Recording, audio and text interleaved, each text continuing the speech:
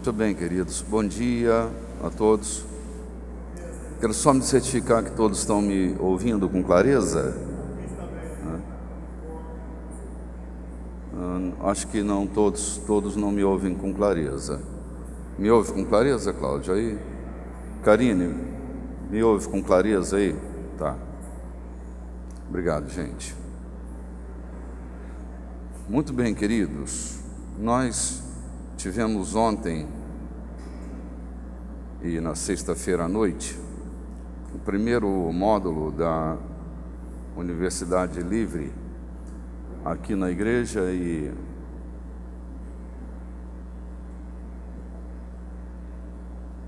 bom dia, queridos. Tivemos ontem o primeiro módulo da Universidade Livre e eu sinto tanto que vocês não estiveram aqui, perderam uma oportunidade ímpar de serem introduzidos num dos conceitos mais importantes da nossa atividade, que é o conceito do reino de Deus. Nós saímos mais enriquecidos daqui ontem, e a verdade não é uma palavra a mais, mas com toda certeza ontem nós saímos um pouco mais enriquecidos. Mas a gente fala nisso num outro momento. Queria só capturar a sua atenção, porque o tema que eu quero abordar essa manhã, nós estamos estudando sobre o reino de Deus. Falamos sobre as parábolas, andamos pelo livro de Mateus, falando sobre o reino de Deus, esclarecendo esse conceito. E agora nós estamos no livro de Marcos, já falando sobre o reino de Deus. E hoje quero falar sobre a agenda do reino. A agenda do reino. Quero pedir que você abra a sua Bíblia no livro de Marcos, capítulo 4, versículo 26. Nós vamos ler 4 versículos a princípio. Versículo 26 do capítulo 4. Jesus disse: o reino de Deus é como um homem que joga semente na terra. Quer ele esteja acordado, quer esteja dormindo, ela brota e cresce, sem ele saber como isso acontece. É a própria terra que dá o seu fruto. Primeiro aparece a planta, depois a espiga, e mais tarde o grão ou os grãos se enchem a espiga. Quando as espigas ficam maduras, o homem começa a cortá-las com a foice, pois chegou o tempo da colheita. Amém. Eu quero só ir até aqui. Bom, eu chamei esses 4 versículos de a agenda do reino. Quero ir a um outro texto, João capítulo 10, versículo 10, que diz assim: o ladrão vem somente para matar, roubar e destruir. Eu vim para que vocês tenham vida e a tenham em abundância. Eu olho para esse texto, que é uma palavra de Jesus, que vocês vão ter vida e vida em abundância. E olhando para a realidade da experiência da igreja, do tempo que nós estamos vivendo, o que eu percebo é que a maioria dos nossos irmãos não vivem, sobrevivem. E viver pela sobrevivência é uma tragédia para a natureza humana. Viver pela sobrevivência é viver asfixiado 24 horas por dia, baseando na realidade da sua necessidade. Quando nós aprendemos e desenvolvemos o estilo de vida da sobrevivência, não sobra tempo para mais nada na nossa vida senão viver a angústia da vida. E a minha preocupação é que a igreja está assumindo esse estilo de vida. Nossas pregações, elas vão nesse caminho de incentivar as pessoas a sobreviver. Pouco temos ensinado as pessoas a mergulhar na realidade da vida e desenvolver nelas o sentimento da vida.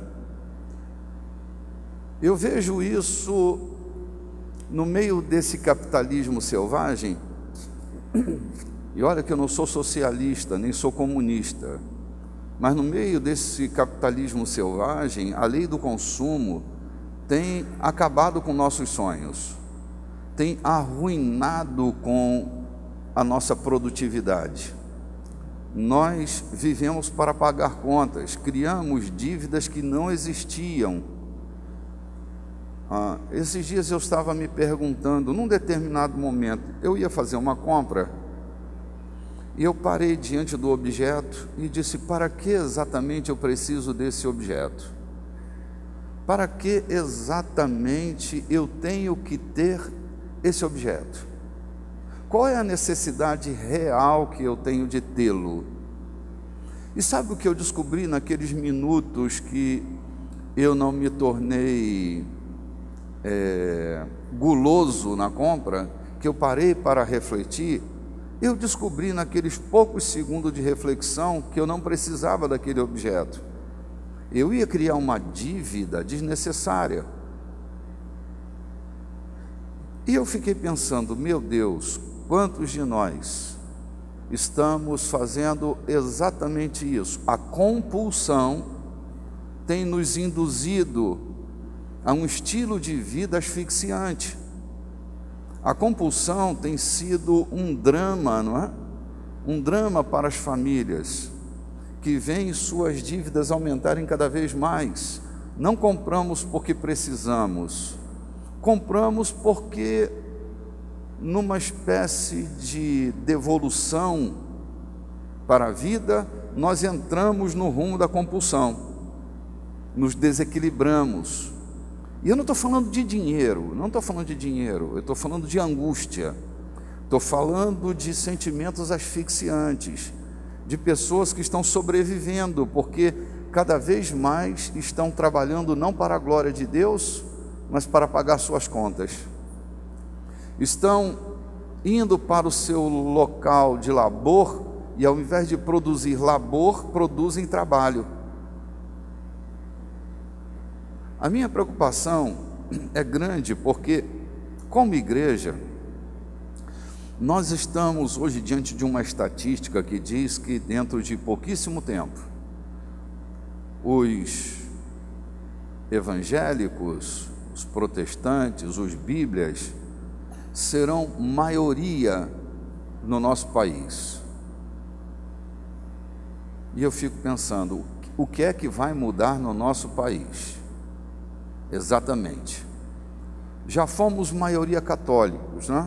E o que mudou? Agora estamos passando por uma transição.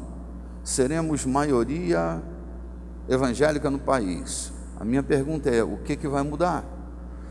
Porque, assim, minha fala não tem assim, a tentativa de ofender qualquer coisa, viu, gente? É só uma reflexão. Se nós continuarmos com a maneira pagã de pensar e de viver,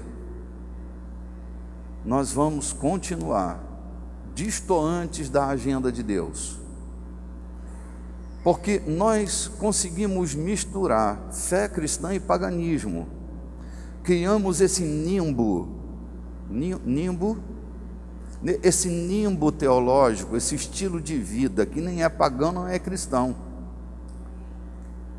Quando Jesus diz, eu vim para que vocês tenham vida e vida em abundância, né? Vida em abundância é ter mais do que eu necessito.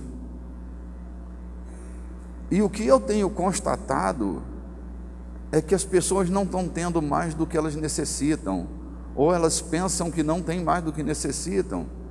Elas estão vivendo um estilo que eu não encontro outra palavra, um estilo asfixiante de viver. não vivem de maneira abundante, vivem de maneira asfixiante. Isso me preocupa porque nós estamos destoando da agenda. Há coisas que estão acontecendo na agenda de Deus ou na agenda do reino e nós estamos distraídos, né? Estamos completamente fora de harmonia com a agenda divina, com aquilo que Deus tem preparado para nós. Deus sempre tem pensado o melhor de nós e o melhor para nós. E nós parece que vamos indo numa contramão.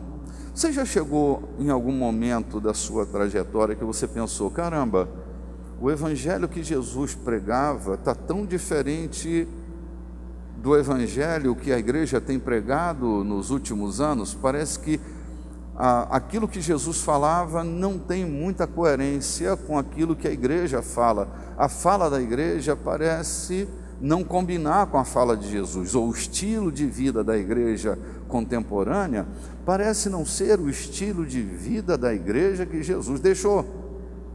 Eu não sei quantos de vocês estavam domingo à noite aqui.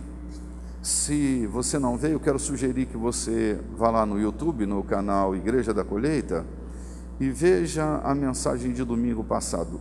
Nós, igreja, saímos de Jesus, nós nascemos dele. A nossa identidade é a identidade dele. Essa bipolaridade na identidade da igreja contemporânea, ela é resultado de um afastamento, de uma falta de identificação com a proposta e a vida de Jesus. E aqui nós temos uma fala de Jesus. Jesus diz que o reino de Deus, ele é como um homem que pegou um grão, vamos supor que estamos falando de milho ou de trigo. Esse homem jogou, né, plantou o grão de trigo e as coisas vão acontecer agora. A própria terra dará o cumprimento do propósito do surgimento da espiga que vai ser colhida no final desse ciclo. Ou seja, gente, as coisas estão acontecendo concomitantemente com a nossa vida e o nosso mundinho. Mundinho é o nosso mundo pequeno, egóico, o nosso mundo de sobrevivência. Concomitante à nossa sobrevivência, há coisas que estão acontecendo. E nós fomos chamados para sair dos limites do mundo da sobrevivência e entrar na agenda divina. Sermos cooperadores de Deus nesse processo. Deixar um pouco essa preocupação exacerbada do pagamento das contas. Você está entendendo? Então eu não devo pagar conta? Você não está lúcido, não foi isso que eu estou te dizendo. Eu estou te dizendo que a gente precisa sair desse mundo que está fazendo da gente cada vez gente menor. Nosso humor é controlado pelo final do mês. Se a nossa alegria se manifesta ou não, isso depende de quanto eu tenho no final do mês. Isso depende de quanto eu tenho para pagar as contas. Isso depende de uma relação, porque se eu não tenho o suficiente, eu vou quebrar paradigmas. Eu não vou respeitar os limites da família, eu não vou respeitar os limites da minha paz e da segurança do meu interior. Eu vou viver uma vida frenética, louca, para tentar pagar minhas contas, né? Isso é um problema, porque nós temos uma agenda concomitante. As coisas estão acontecendo. O grão já caiu na terra. Há um processo de frutificação e nós estamos fazendo uma agenda paralela, que não é a agenda do reino, que é a minha agenda pessoal, é a minha agenda mais íntima, do meu mundo menor, do meu mundo, como eu te disse, do meu mundo egóico, do meu mundo interior, do meu mundo pessoal, e que tudo precisa concorrer para que o meu mundo pessoal encontre êxito. Inclusive, eu contrato Deus e pago mensalmente a Ele para Ele dar um resultado nas minhas finanças, um up nas minhas finanças no final do mês. Gente, tem alguma coisa errada. Tem alguma coisa errada comigo. Não? Tem alguma coisa errada com o ser humano. Tem alguma coisa errada com nossos irmãos, que não estão entendendo que a agenda de Deus vai se cumprir. Não é uma fala sequer de longe ou de perto ou de qualquer dimensão. Eu estou falando de medo, eu estou falando de concorrência com a agenda divina. Nós só andamos asfixiantes porque nós não andamos na vida que Deus preparou para nós. Estamos vivendo nessa sobrevida e lutando para que eu alcance algum êxito no final do mês. Isso precisa ter um lugar de reflexão no nosso coração. A gente precisa parar um pouco para refletir e dialogar se nós estamos de verdade no estilo de vida que nós deveríamos estar, porque podemos estar no estilo de vida equivocado, tendo mais do que necessitamos, mas continuamos vivendo de maneira asfixiante. Bom, eu não sou modelo o tempo todo para algumas coisas, né? Mas para outras eu tenho me espantado com o modelo interior que Deus tem colocado em nós. Outro dia eu estava conversando com a Clarice e dizendo para ela: meu bem, nós temos 2 carros em casa. Desde que nós nos casamos, nós sempre tivemos um carro. Já houve época que nós não tivemos carro nenhum. Teve uma época que eu dei o único carro que nós tínhamos, nós demos de oferta e ficamos sem carro nenhum, andando de ônibus. Mas hoje nós temos 2 carros. A gente precisa estar avaliando algumas coisas, né? A gente estava falando sobre a crise que se estabeleceu no país. Eu disse: meu bem, se a coisa continuar apertando, nós vamos vender um carro e vamos melhorar nossa agenda para que tanto eu quanto você possamos usar um carro só. E a Clarice divertidamente concordava e ria. Eu disse: cara, nosso homem interior está melhorando, tanto o meu quanto dela, porque nós não sentimos dor em pensar na possibilidade de termos um único carro. Isso não trouxe qualquer tipo de transtorno, não trouxe qualquer tipo de irritação, não trouxe bagunça nenhuma. A gente até ficou rindo, vai ser legal, porque a gente vai ter que, às vezes vamos ter que sair juntos, às vezes você vai num carro, eu vou no outro, agora a gente vai se obrigar a ir junto. Acho que isso vai até nos unir um pouco mais, né? Sabe, a gente precisa aprender a se divertir, a gente precisa aprender a viver, a gente precisa aprender a transbordar.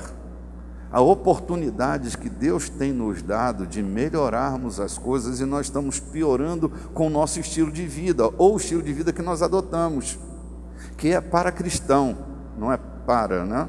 É paralelo, paralelo à experiência cristã,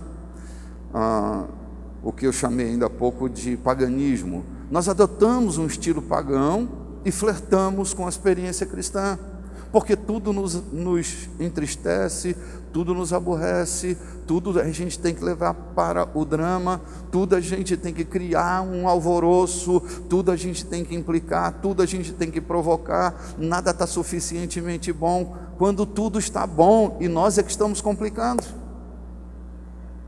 Eu tenho me preocupado com esse estilo de vida, porque, queridos, a espiga já caiu, o grão já caiu na terra.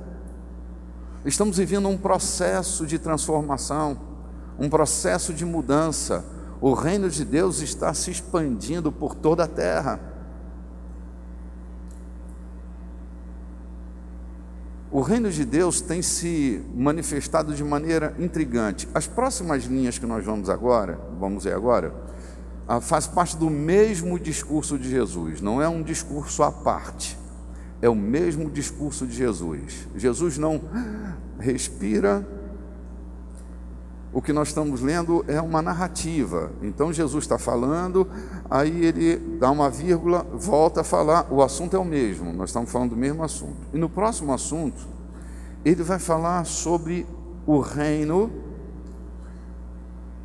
Diz que o reino é como uma semente de mostarda. Jesus vai usar a semente de mostarda para falar de duas coisas: fé e reino. Fé e reino.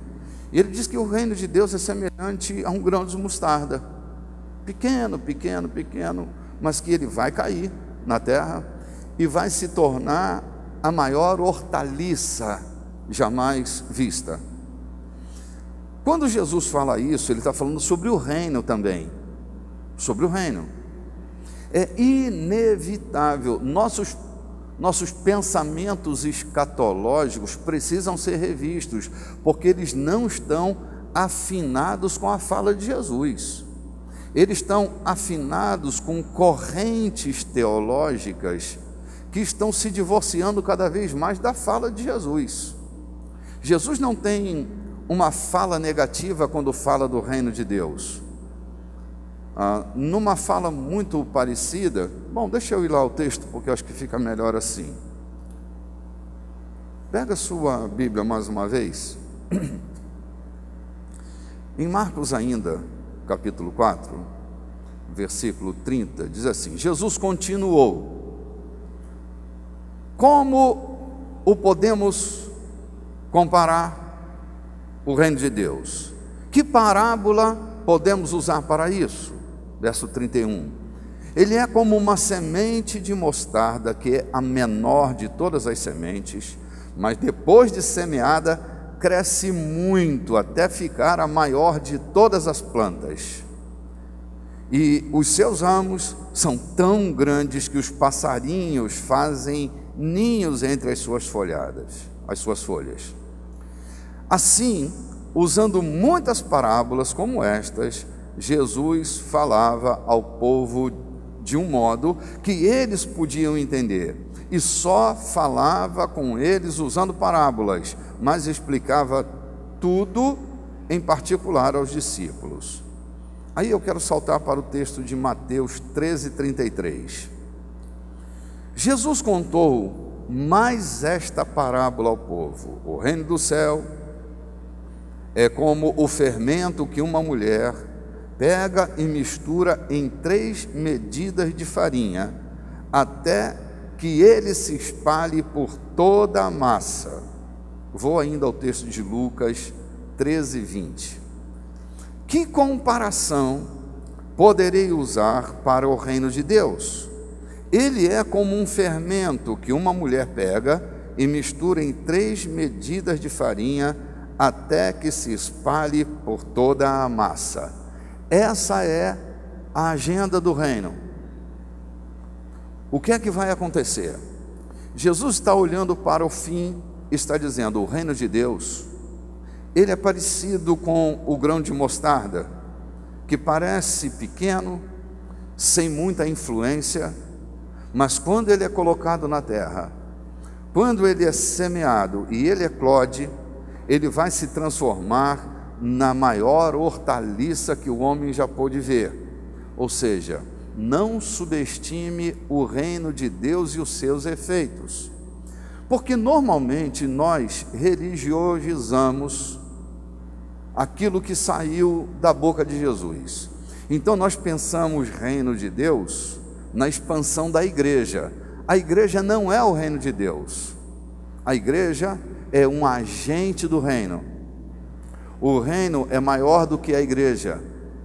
A igreja é o encontro dos embaixadores que representam o rei e o reino. Mas o reino não é a igreja. Pensar em expansão do reino não é pensar na expansão da igreja, é pensar na influência das estruturas terrenas que este grão de mostarda é capaz de produzir. Pensar o reino é pensar na afetação que o rei é capaz de produzir dentro dos ambientes. Reino é domínio do rei. né? Leia a palavra reino, reino, reino. É reino de rei, no de domínio. A palavra reino é resultado de uma aglutinação. Reino, como principado, é o domínio de um príncipe. Reino é o domínio de um rei. O reino de Deus é como esse grão de mostarda. Ele, quando entra dentro de um ambiente, e nós que somos representantes do reino, nós que somos espécies de grãozinhos de mostarda, no lugar onde nós estamos, seja no seu ambiente de labor, seja no seu ambiente familiar, a expectativa que Deus tem é que você, grão de mostarda, vai operar transformações significativas e relevantes no lugar onde você está. Por isso não dá para a gente viver esse estilo de vida pagão, porque a expectativa de Deus, que nos transformou em pequenos grãos, é que o mundo seja transformado a partir da nossa participação. Quando eu falo de ambiente de labor, desculpe se eu me torno inconveniente, mas eu vou repetir para você conceitualmente a diferença de trabalho para labor. Alguns de vocês já conhecem bem essa lição, mas eu vou falar de novo. A palavra trabalho é uma palavra relativamente nova. Ela nasce aí pela Idade Média, surge a palavra trabalho. E a palavra trabalho, ela surge de uma experiência. Vocábulos são assim, né? O vocábulo nasce a partir de uma experiência, a partir de um objeto novo que foi criado. Por exemplo, a palavra deletar. Não, deleta isso, né? De onde surgiu essa palavra deletar?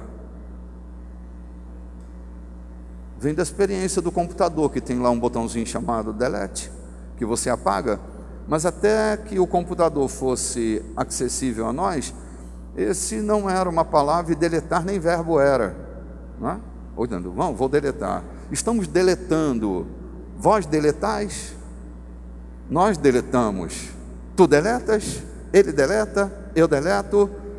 Uma palavra criada, não é? A partir de uma nova experiência de apagar do seu computador. A palavra trabalho surge a partir de uma experiência que era o tripalium. Tripalium, pode repetir a palavra? Tripalium. Tripalium. O tripalium era uma ferramenta de tortura, como a palavra sugere, de 3, paliums de pau. Tripalium eram 3 paus, era uma ferramenta de tortura, e o homem era submetido a uma tortura para se obter um resultado, né? Uma tarefa determinada que ele não queria cumprir, aplicava-se o tripalium nele e ele produzia aquele resultado esperado. Então, tripalium nos lembra tortura. Por isso que na segunda-feira você fica procurando quem criou o trabalho para poder acabar com ele, porque trabalhar é muito doloroso. E a maior parte das pessoas, principalmente as que se submetem ao radicalismo da economia, elas não laboram, elas trabalham, ou seja, elas vão torturadas, elas não produzem qualquer tipo de libertação. O que elas fazem é cumprir uma regra de tortura, elas vão como que prisioneiras e reféns de um sistema. Por isso elas odeiam trabalhar, elas não suportam trabalhar, ou nós não suportamos trabalhar quando nós trabalhamos, porque há um tripalho, há uma exigência brutal. O tripalho não é mais uma ferramenta de 3 paus, mas ela é psíquica, ela tortura a gente a partir daquilo que a gente vai fazer sem querer fazer. Normalmente a gente vai para um lugar onde a gente não quer ir, não quer estar, a gente não sente prazer no que está fazendo. Tripalium. Laborar. Laborar vem de prazer. Laborar, labore, vem do senso de realização. Ou seja, eu me realizo no que eu estou fazendo. Isso é laborar. Normalmente, por causa do capitalismo selvagem, quando a gente vai escolher uma carreira profissional, a gente vai olhar não para aquilo que a gente é capaz de contribuir, laborar e gerar prazer. A gente vai procurar aquilo que dá dinheiro. Principalmente os que nasceram na década de 80 e década de 90, são reféns desse capitalismo selvagem. Ou seja, eu não vou... Acho que agora até estamos nos despertando mais, há maiores diálogos. Eu acho que a nova geração está mais ligada naquilo que ela sente prazer em realizar, na vocação, né? Vocação. Mas até poucos anos atrás, não era vocação, era uma imposição e uma regra do mercado, né? Quer dizer, quanto é que eu vou ganhar no final desse curso? Tem médicos, por exemplo, que são médicos terríveis, são verdadeiros açougueiros, porque eles não estão ali para libertar as pessoas, eles estão ali para ganhar dinheiro. A indústria da medicina se instalou, né? Por isso há pessoas que querem ser pastores, achando que, né, não tem vocação. Eles não foram chamados por Deus para pastorear. O que eles querem é arrancar dinheiro. Eles deviam ser comerciantes, talvez, no estilo pior e mais severo do comerciante. Há advogados que estão no lugar errado. Há profissionais que estão fazendo tudo errado. Lembra da sentença que eu digo: quem não rompe se corrompe? Esse estado de corrupção do ser, ele é resultado de pessoas que não romperam. Se elas não rompem, elas vão corromper ou vão ser corrompidas. Elas serão corruptoras ou serão corrompidas, porque elas não conseguem romper. É esse estado menor. Você já viu a bancada evangélica?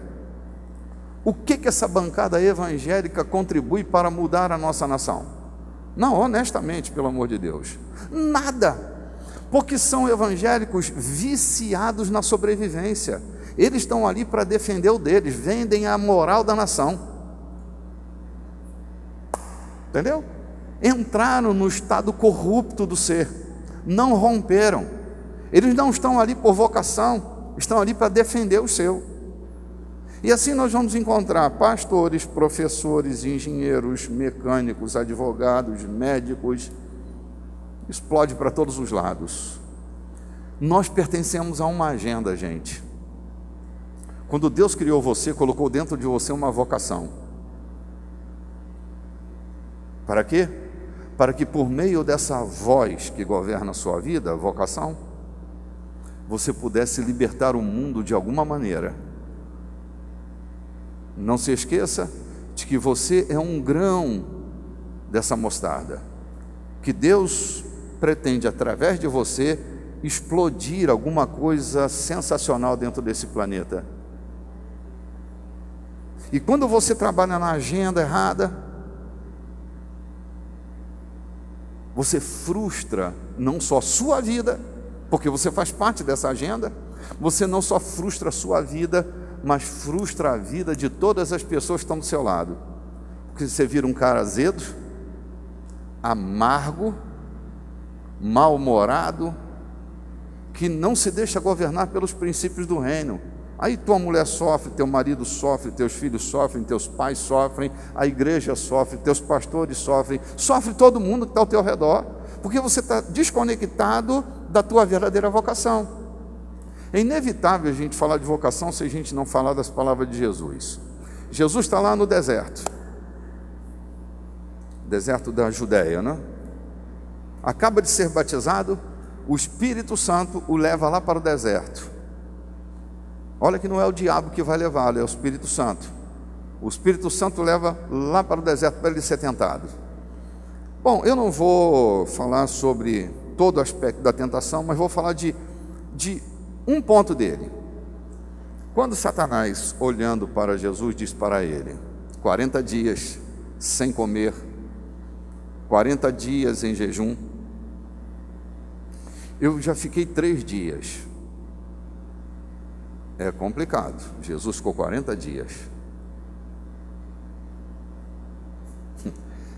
Aí Satanás disse para ele: se tu és filho de Deus, olha, se tu és filho de Deus. 40 dias atrás, ele tinha acabado de sair do batismo, o céu se abriu, um fenômeno. Não só ele ouviu, mas todos que estavam ali ouviram o som. Tu és o meu filho amado, em quem me comprazo. De novo, hein, Arnon? Nem parece que a gente combinou, hein, irmão? Vamos lá, de novo, hein, Arnon?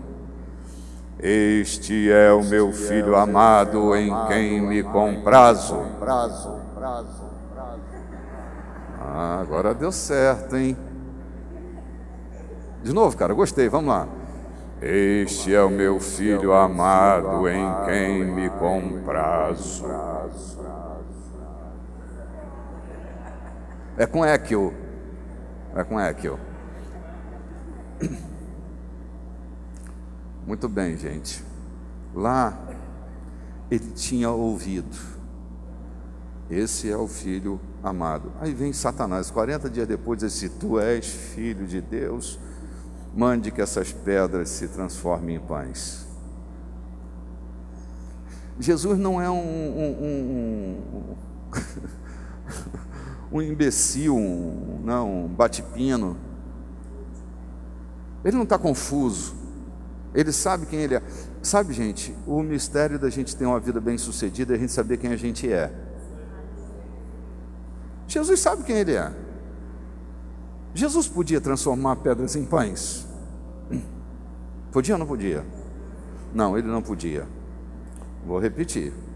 Jesus podia transformar pedras em pães? Não, ele não podia. Olha, gente, estou dando a dica. Vou repetir. Jesus podia transformar pedras em pães? Podia. Poder para isso ele tinha. Poder para isso ele tinha. Há coisas que você tem poder para fazer, mas você não pode fazer. Entende? Todo mundo pode, mas você não pode. Porque a você foi confiado mistérios que você não pode. Todo mundo pode, mas você não pode.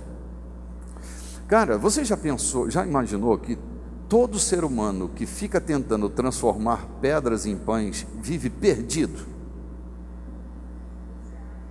Angustiado, né? É uma tentativa atrás da outra, uma tentativa atrás da outra, uma tentativa atrás da outra, porque não vive na sua vocação. Aí Jesus diz para o diabo: não, ou nem só de pão o homem viverá, mas de toda a palavra que procede da boca de Deus. Disso viverá o homem.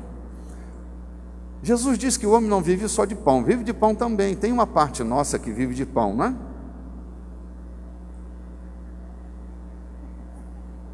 Mas eu não vivo só de pão. Aí Jesus descortinou o mistério. Ele disse: vive da palavra que procede da boca de Deus.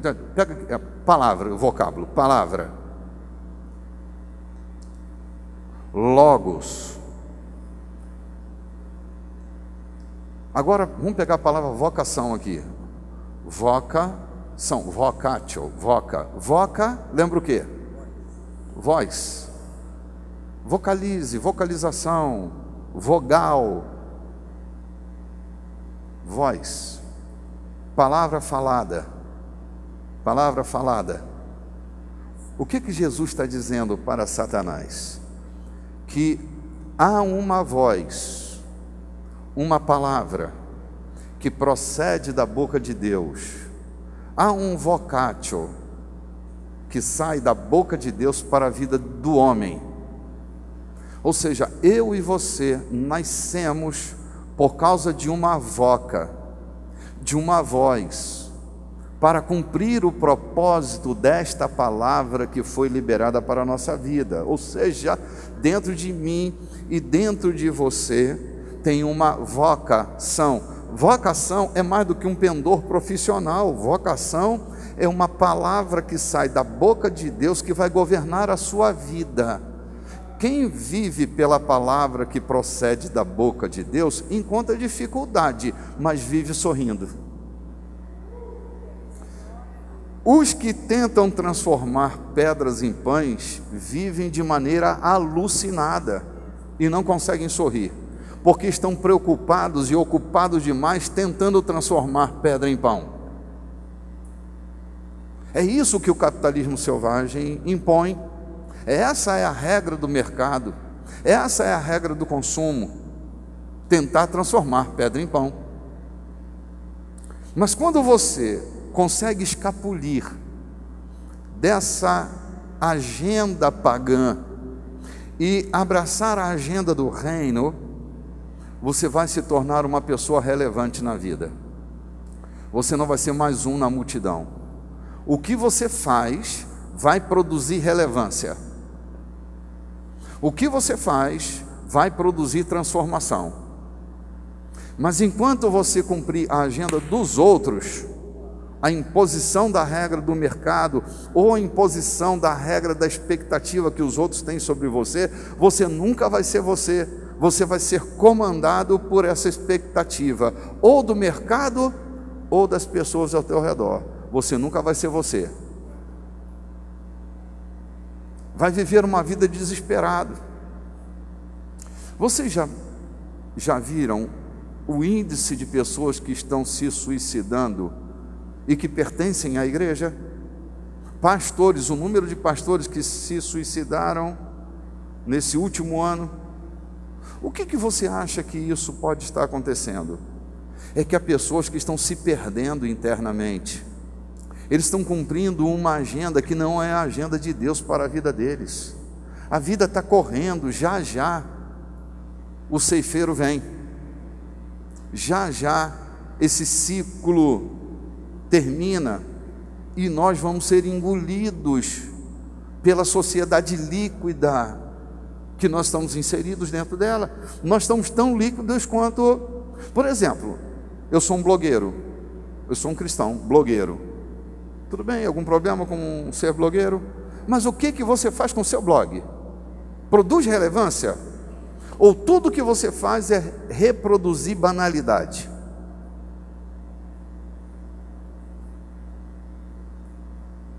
Assim, quem não cumpre a agenda do reino não tem compromisso com relevância, quer defender o seu. O que quer é o brilho e o foco das câmeras.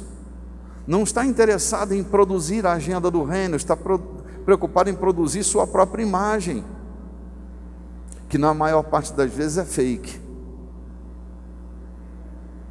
Que na maior parte das vezes é fake. Precisamos pensar, gente, porque o reino de Deus, que é como uma mulher que coloca uma medida de fermento. Alguns de vocês entendem alguma coisa de cozinha, né? Sabe o que é uma massa? Né? Ontem o Rodrigo estava dando uma fórmula aqui de uma massa. Eu não sei se é a melhor massa, mas vamos lá. Você tem farinha, você tem leite ou água, você tem açúcar e sal, você tem ovos, você mistura isso tudo, vai fazer uma massinha, uma batata, sei lá o que você vai botar nessa massa, você vai fazer a massa. Mas para que ela cresça e se expanda, você coloca um fermento biológico, dependendo do que você vai fazer, né? Você vai depois sovar a massa, pufo, pufo, pufo, pufo, e vai descansá-la. Daqui a pouco você abre o lugar onde a massa está descansando e você percebe uma coisa. Qual é a coisa que você percebe? Ela cresceu. E ela vai continuar crescendo até o seu potencial de crescimento, né? Quando chegar no seu limite potencial, ela vai parar de crescer, mas ela vai crescer todo o potencial de crescimento. Esse é o efeito do fermento na massa. Não se engane com escatologias febris, fatalistas. Eu vou te contar uma coisa: o reino de Deus dominará este planeta. Segundo o profeta, como as águas cobrem o mar, do conhecimento da glória de Deus a terra há de se encher. Como as águas cobrem o mar, do conhecimento da tua glória, glória, glória, há de encher toda a terra, diz o Senhor, diz o Senhor. Uhul! Sabe o que isso quer dizer? Nós temos a nossa agenda e o reino tem a agenda dele. Independente da minha agenda, o reino de Deus vai se expandir. Quando a vinda de nosso Senhor, por fim, acontecer, a ceifa acontecerá, ou seja, a plenitude dos tempos acontecerá. O reino não para por causa de mim, mas eu prefiro me render à agenda do reino e dizer: Jesus, conte comigo. Conte comigo no meu blog. Alô, blogueiros, tem blogueiro aqui? Já sei que tem, caiu alguma coisa aí. Olha, Jesus denunciando você. O meu blog está a serviço do rei. Minha atividade laboral está a serviço do rei. O que eu faço, o farei para servir a Deus e o cumprimento de sua agenda. Eu serei um grão de mostarda onde os meus pés pousarem. E isso não por profissão religiosa, mas por estilo de vida. Eu não sei se acontece com você, eu acho que acontece. Tirar férias para mim sempre é meio complicado, porque eu nunca consigo tirar férias no conceito exato da palavra férias, né? Eu me lembro que eu estava tirando férias numa cidade chamada Peró. É litoral de Cabo Frio, né? Região dos Lagos. E eu estava lá, de short de banho. Eu boto short de banho, mas é um shortão, né? Um shortão, não dá para botar tanguinha, né? Shortão. E estava eu lá jogando uma linha, tentando pegar uma cocoroca qualquer, né? De repente, quem estava assim bem do meu lado, estava com a cara de triste, e eu hesitei. Pergunto ou não pergunto? Eu quero saber ou não quero saber? Oh, Jesus! Estou de férias, houve problema de novo, não?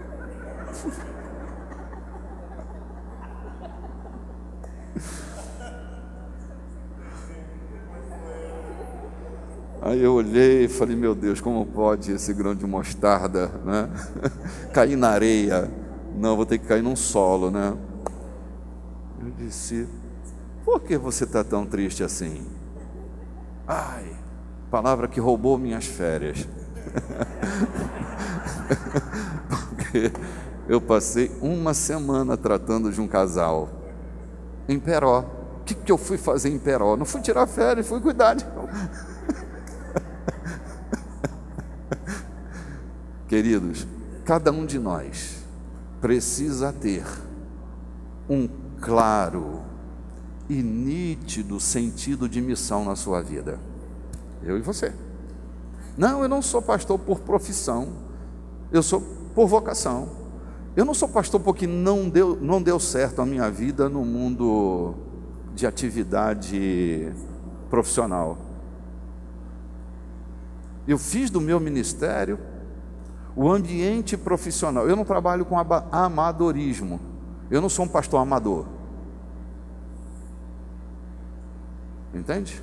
Eu estudo o ser humano. Eu oro pelo ser humano. Eu quero ser um agente de Deus na vida do ser humano. Eu não faço isso por profissão.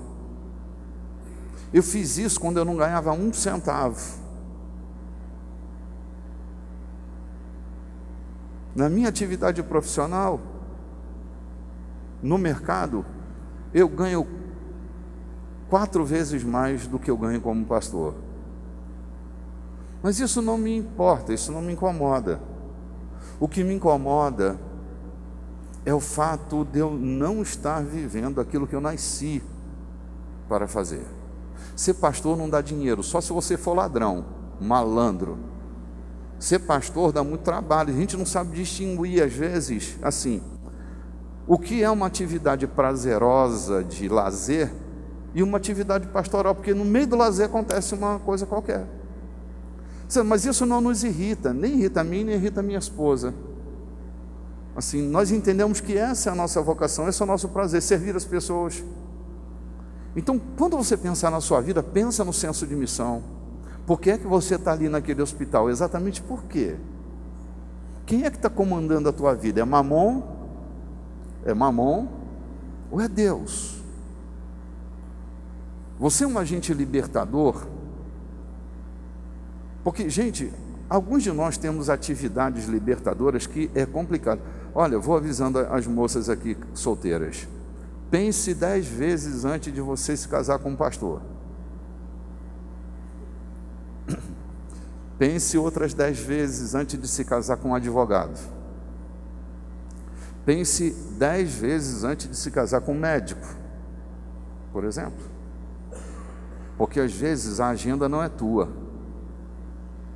Às vezes a agenda é do outro. E aí é complicado. Eu chego em casa cheio de blush, batom. Quase que toda semana eu estou tendo que lavar um paletó. Eles não vão fazer uma vaquinha para comprar paletó, porque as senhoras andam sujando meu paletó. Imagina se minha mulher não entende a minha vocação. Entende? É confusão na certa. Então, foque você na sua vocação. E deixa Deus usar você, grão de mostarda, para cumprir sua agenda. Porque Deus quer expandir a sua vida. Pô, não vai morrer insignificante, pelo amor de Deus. Insignificância é para o inferno, para o diabo e seus anjos. Quanto a nós, relevância, nosso estilo de vida. Não morra insignificante, morra relevante. Como eu morro relevante? Colocando os seus aventais e deixando Deus usar você. Entende? Para pregar no culto? Não, aqui é o lugar que você menos vai servir a Deus. A vida da igreja não está no domingo, não está no púlpito. A vida da igreja está entre os cultos. Aqui, ó. Entre os domingos, né? Aqui, ó, entre os domingos. É entre os domingos que o reino vai se expandir. Durante os cultos você recebe um cadinho de água no seu pé. Entende? Para na segunda-feira você dar resposta de crescimento. Está aqui, ó. A nossa vida cheia de sentido está aqui. Saia do sistema pagão. Eu digo para você que está me ouvindo também, me assistindo pela TV, me assistindo pelo YouTube, pelo Facebook, ou qualquer outro meio de comunicação, pense nisso, na relevância. Às vezes você está se matando, vai acabar com sua vida no estilo de vida que você adotou, pagão.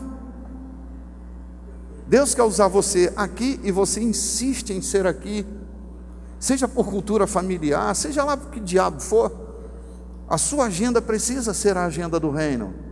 Você pode viver uma agenda paralela, mas vai viver cansado, sobrecarregado. Mas eu vou morar no céu? Vai, mas vai viver uma lasqueira na terra. E o Deus não quer você uma lasqueira na terra, quer você uma pessoa relevante, um professor como nenhum outro. Tem aulas que ninguém nunca deu, está dentro de você, professor. Então, pare de ficar reclamando do salário, porque você não vai mudar isso. Não vai mudar isso. Então, seja relevante, seja raro naquilo que você faz. Pessoas raras transformam ambientes. Então, deixa a raridade tomar conta de você. Pare de ficar sendo controlado pelo caixa. Isso não pode controlar você e ditar o humor, ditar a paz dentro de casa. Você precisa ser guiado pela palavra que procede da boca de Deus. Tem uma parte de você que se alimenta dessa palavra. Deus nunca vai deixar faltar o pão na tua casa. Estou te falando a verdade e não minto. Eu vim morar em São Luís tem 12 anos. 12 anos. Eu vim baseado numa palavra que eu ouvi sair da boca de Deus. Foi algo misterioso, eu não vou entrar muito nesse detalhe, mas eu ouvi uma palavra da boca de Deus. Eu quero você aqui em São Luís. Eu quero você nesse estado. Ano de 2004, 2 de agosto de 2005, eu estava entrando pelo Estreito dos Mosquitos. Eu, minha mulher e meus filhos, para apacentar a igreja. Qual igreja? Vocês. Que alguns estão chegando agora. Mas eu vim no ano de 2012 para pastorear vocês. Quantas pessoas já tinham? Todas. E eu tive que encontrar todas. Mas era eu, minha mulher e meus filhos, andando pela rua de São Luís. Teve dia lá em casa, e eu aluguei uma casa, bem ali no Turu. Esqueci até o nome daquele lugar ali. Jardim Eldorado, obrigado. Jardim Eldorado. Jardim Eldorado. Vocês podem acreditar no que eu estou lhe dizendo. Tinha dia que eu levantava e não tinha 1 centavo no bolso. 1 centavo no bolso. Na geladeira, a geladeira parecia um aquário. Só tinha água. Quando estava batendo perto da hora do almoço, a campainha tocava, eu ia atender. Alguém que cheio de farnel na mão disse: nós viemos tomar um banho de piscina e trouxe o almoço.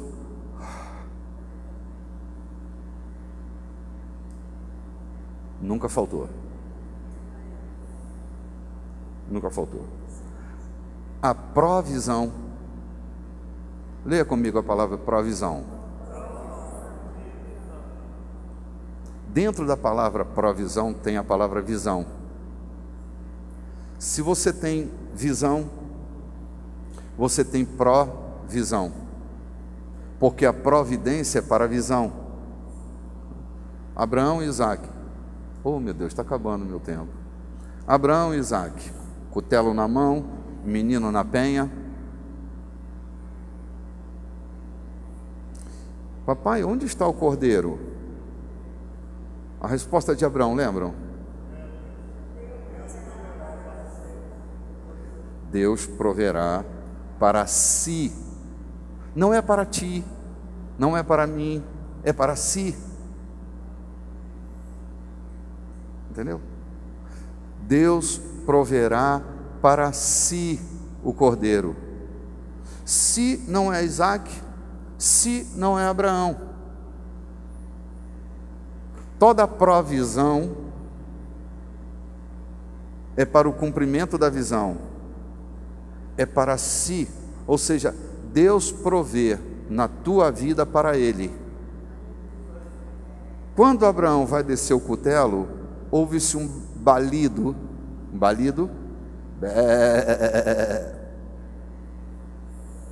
amém, amém. Quem era? O cordeiro, preso pelos chifres num arbusto. Deus provendo para si o cordeiro. Sempre haverá um cordeiro preso pelos chifres no arbusto da sua vida. Ou seja, a provisão de Deus está garantida na visão. Deus nunca vai ficar devendo nada a ninguém. Deus nunca vai ficar devendo nada a ninguém. Eu não estou com uma teologia de miséria, não é isso. O que eu estou argumentando é que há uma agenda e a gente precisa estar inserido nessa agenda. Porque é nessa agenda que tudo acontece na nossa vida. É nessa agenda que a gente deixa de viver pela sobrevivência para viver de verdade. Cara, será que não estamos cansados de tentar sobreviver? Cara, que loucura, apaga ali, acende ali, olha lá, criança, pelo amor de Deus, apaga essa luz, desliga a TV. Cara, onde é que a gente vai parar desse jeito? Cansado, sobrecarregado, as células não suportam, você vai ficar velho antes da hora, é ruga até no cabelo, teu cabelo vai ficar enrugado, tua unha vai enrugar. Eu digo que sim, eu logo profetizo de uma vez que tua unha enrugue, teu cabelo enrugue. Cara, seja leve, como você foi criado por Deus para ser leve, light. Como Jesus, light, não leve para o caminho nem alforge, nem provisão nenhuma. Deus quer ser sua provisão. Sabe, eu estava escutando o bispo Walter McAllister dizendo: nunca foi tão real a oração do Pai Nosso. O pão nosso de cada dia dá-nos hoje. Eu acho que Deus até frustra as economias do mundo para a gente entender a oração do Pai Nosso, sabe? Sabe, é uma delícia viver pela provisão divina. Não se sinta angustiado com isso. A angústia é viver sem provisão divina, tentando produzir pedra em pão o tempo todo. Pedra em pão, isso é cansativo. Você vai quebrar o dente uma hora dessa, porque não vai dar certo. É só cansaço. Mas viver pela palavra que procede da boca de Deus, meu irmão, quer lugar mais seguro, quer lugar mais estável, quer economia mais perene, quer ambiente de cura. Gente, nós estamos adoecendo mais e muito mais na nossa alma do que no nosso corpo. Muito câncer está entrando pelo nosso sistema psicossomático. Câncer entrando dentro de nós via preocupação. É uma porta aberta. Sua alma é uma porta aberta para derrame, para câncer no colo do útero, para câncer intestinal. Uma porta aberta, uma porta aberta. Suas emoções, uma porta aberta. Decida, gente. A gente precisa muito pouco para viver. Novamente, não estou plantando uma teologia de miséria, estou ensinando você a pensar no modelo do reino. Nós precisamos muito pouco para viver. Precisamos de uma panela, uma barraca, um colchão. Eu vivi muito tempo assim. Quando eu era menino, que eu adotei o estilo extravagante de ser, eu só precisava de uma barraca, um colchonete e uma panela. Nem prato, comia dentro da panela mesmo. Eu sei que a gente precisa de muito pouco. Não se renda ao estilo pagão de viver. Você pode ter as melhores coisas deste mundo, não é um problema, não é um pecado, mas não perca a sua alma. Jesus nos advertia, dizendo assim: o que adianta o homem ganhar o mundo inteiro e perder a sua alma?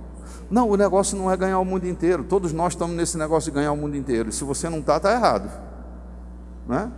Se você tem seus clientes e não pensa em ganhar o mundo inteiro, então desista da sua vida profissional. Nós estamos nesse negócio de ganhar o mundo inteiro.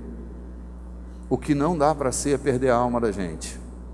E toda vez que a gente pensa alma, a gente pensa naquele estado escatológico do ser, né? O fantasma. A gente se esquece de que a palavra traduzida na Bíblia para alma é a palavra psique. O que Jesus estava dizendo é: o que adianta você ganhar o mundo inteiro e perder sua paz, perder sua capacidade de apreciar o belo, perder a sensibilidade de beijar sua mulher, de abraçar os seus filhos, de caminhar de mão dada? O que adianta você ganhar o mundo inteiro e não ter tempo de desfrutar o melhor da sua vida, as coisas mais preciosas da vida, porque você não tem tempo? O que adianta ter e não possuir? Que adianta? Esse é o estilo pagão. Tem, mas não possui. Eu termino aqui minha fala, animando você a eclipsar a sua agenda com a agenda do reino. É a maneira mais saudável de mentalmente, espiritualmente você viver com saúde, eclipsando sua agenda com a agenda do reino, submetendo sua agenda à agenda do reino, ok? Eu volto domingo que vem.